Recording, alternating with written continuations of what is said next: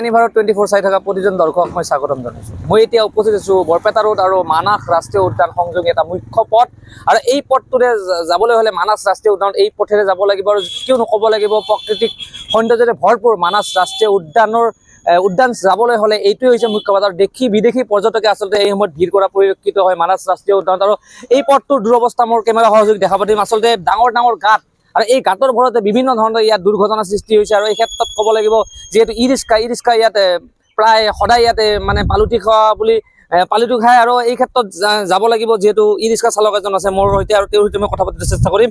কেনেকুৱা ধৰণৰ সমস্যাৰ সন্মুখীন হৈছে? সমস্যাটো ডেইলি সদায় গাড়ী এক্সিডেণ্ট হৈ থাকে ইয়াতে। আজি হৈছে এটা পুৱাতে পালটি হৈছে হয়। আমাৰ মানাস ৰোডটো ঠিক কৰিব লাগে ছাৰ, এইটো মোৰ আৰু যেহেতু ক'ব লাগিব মানাস ৰাষ্ট্ৰীয় উদ্যান চাবলৈ হলে এইটো পথেৰে কিন্তু হাজাৰ হাজাৰ লোক কিন্তু চাবলৈ যায়। এইটো ৰাস্তা দি হাজাৰ হাজাৰ লোক চাবলৈ যায়। কি ক'ব আপুনি?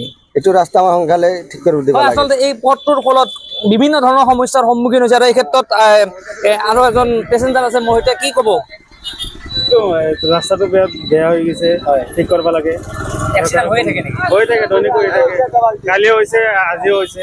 প্ৰায় ক'ব লাগিব প্ৰায় সদায় ইয়াত মানে দুৰ্ঘটনাৰ সৃষ্টি হয়। এই ৰাস্তাটোৰ যি ডাঙৰ ডাঙৰ গাঁত আৰু এজন চালক আছে মোৰ সৈতে। কি ক'ব? এই ৰাস্তাটো খুবেই মানে খুবেই অসুবিধা, গাড়ী পাল্টি হৈ যাব খোজে। একদম ৰাস্তাৰ অৱস্থাই নাই। হয়, এক্সিডেণ্ট হৈয়ে থাকে। এক্সিডেণ্ট হৈ থাকে, গাড়ী পিলপিলি পাল্টি হৈ যায়, বাইক লৈ পৰি যায়, সদায় আছে নাই।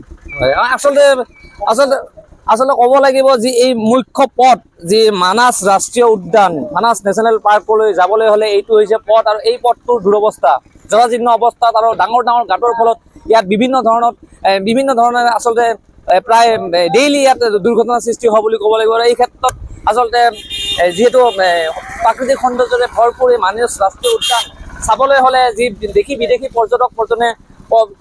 পৰ্যটকে এই পথেৰে যাব লাগে আৰু এই পথটো হৈছে ডাঙৰ ডাঙৰ গাঁতৰ ফলত ইয়াত দুৰ্ঘটনাৰ সৃষ্টি হয় আৰু অতি সোনকালে যাতে এই পথটো মেৰামতি কৰি দিয়ে তাৰ কাৰণে ৰাইজে আহ্বান জনাইছে। হয়, মই কেমেৰা সহযোগীৰ সৈতে মই কৌশিক দাস, এনিভাৰত 24। শৰীৰৰ যিকোনো অসুবিধাৰ সন্মুখীন হৈছে নেকি আপুনি? শাৰীৰিক সমস্যাৰ প্ৰতিকাৰ কেৱল আমি দিম। অভিজ্ঞ চিকিৎসকে দিব সুপৰামৰ্শ। প্ৰতি সপ্তাহত থাকিব বিভিন্ন ৰোগৰ বিশেষজ্ঞ চিকিৎসক। চাবলৈ নাপাহৰিব এনিভাৰত 24ৰ বিশেষ অনুষ্ঠান স্বাস্থ্য বিশেষ।